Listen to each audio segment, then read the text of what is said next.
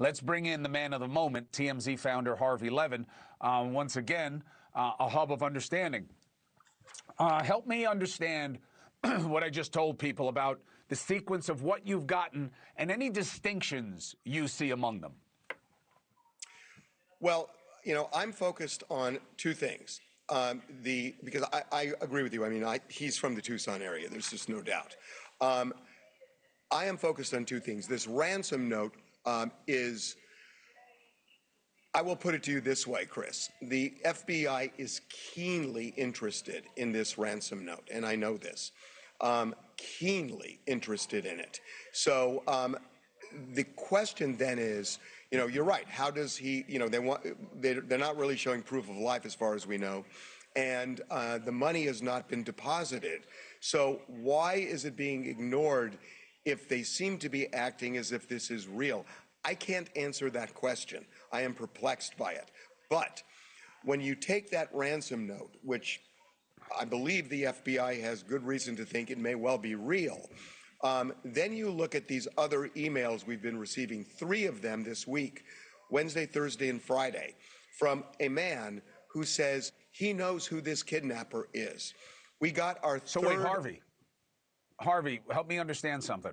The ransom note is separate. You don't believe it's from the same guy. Then you get 3 emails. You think those 3 are from the same guy. I know the ransom note stands on its own. Separately, we have received 3 emails from the same person. And I know that because in each of those 3, there is a very specific Bitcoin address that we've been checking. So these 3 are coming from the same person. Wednesday, the person wanted $50,000 in return for the name of the kidnapper. Said it's going to be his last contact.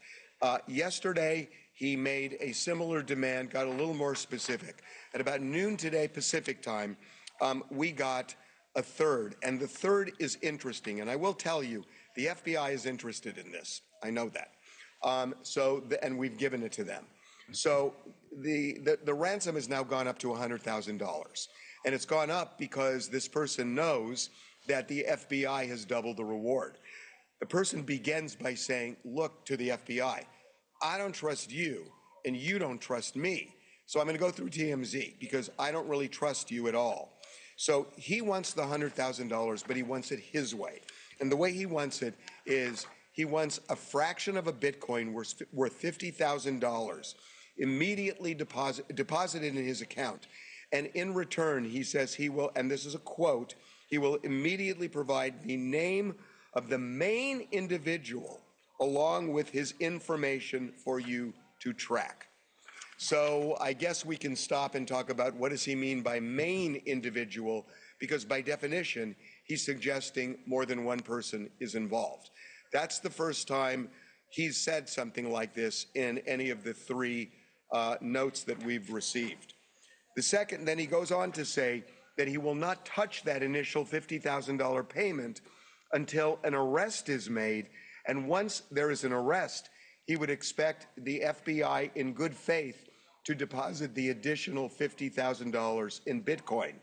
He says, and I think this is interesting, he is gambling both for his safety and his possible freedom. When you say possible freedom, it's almost as if he's saying, I'm kind of close to the flame and maybe they're going to try and implicate me. At least that's the way I read it. And then the last thing he says, and I'll actually read from the note, he says that the manhunt of the main individual that can give you all the answers, be prepared to go international. To me, that can only mean Mexico. So again, I am not telling you, Chris, that this is authentic, that this is actually a person who knows the identity and location of the kidnapper, but he has been persistent. He definitely has the attention of the FBI, and this is the latest what we got. How crazy is it, Harvey, that while they can pull that video out of the metadata bin from some back alley of Google, you cannot find this guy? They can hide their emails. You know, in the old days, it used to be the ISP. They'd get the number. They'd go back to that desktop, and they were going to figure out who was using it. Now they really can't find you. And crypto adds another layer of really, I mean, you put money in that account, you don't know who has the wallet. It's one of one. You know what I mean? There are no routing numbers. You know, there's no physical inventory anywhere. It's not like you can call a bank and say this guy works through you. It's really vexing.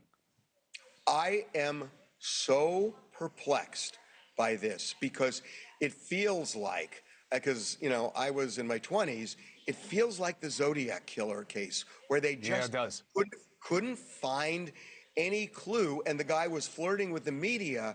And I thought, we're now in a time where you can't hide from anything, that there are cameras everywhere. There are ways to track people. There is DNA. And, you know, it's funny because I was thinking this is like the bonanza for Dateline because there's so much evidence you can collect and create a show over because they're able to amass all of that. And yet, this feels like a throwback 40 years ago. I feel exactly the same way. Technology works two ways. Now, I was saying when I came to you, you know, it's a sword and a shield. When that the guy looks to the layman like, oh boy, this guy really looks like he's dressed the part. But it's very identifiable clothing. I mean, even the jacket is drawing some attention, right? So we have been spending the day looking for the type of jacket. We were able to identify the backpack pretty quickly, so we've been spending time on the jacket. So initially we thought it was an Aero Hex windbreaker, but we kept digging. We believe now that this is it's called an Athletic Works Fusion knit jacket. What is interesting about this is it's sold at Walmart. That backpack was also sold at Walmart. It has the same black horizontal stripe as the one that the kidnapper is wearing, same type of zipper. The material matches, the pockets match. So we have not confirmed this with law enforcement. I'm just telling you what we've done here all day. But it really looks like this Athletic Works Fusion knit jacket sells for $27 at Walmart. And the backpack was super inexpensive as well. But it's interesting the two of those items purchased at the same place. You know, one other thing, Harvey, and I appreciate you. And, you know, I'm happy for you that TMZ is being used as a hub this way and that you're being as responsible as you are with it. I think that's, you're doing a service to the investigation and, frankly, to the media.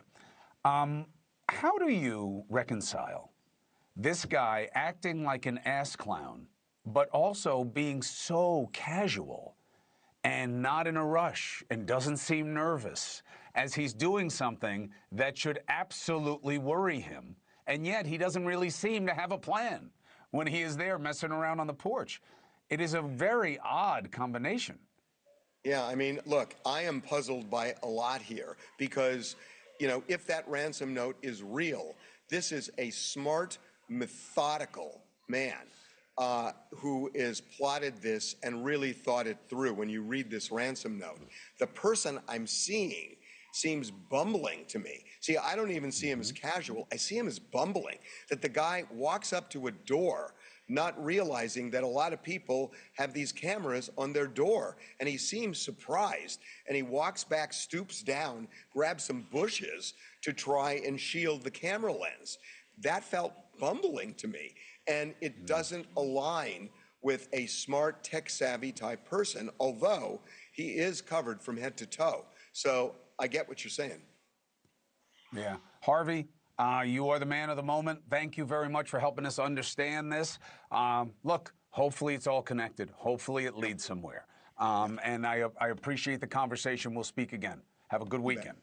You too. 4 minutes. Thank you for watching. Subscribe below and download our NewsNation app right now on your phone, and you will get fact-based, unbiased news for all Americans.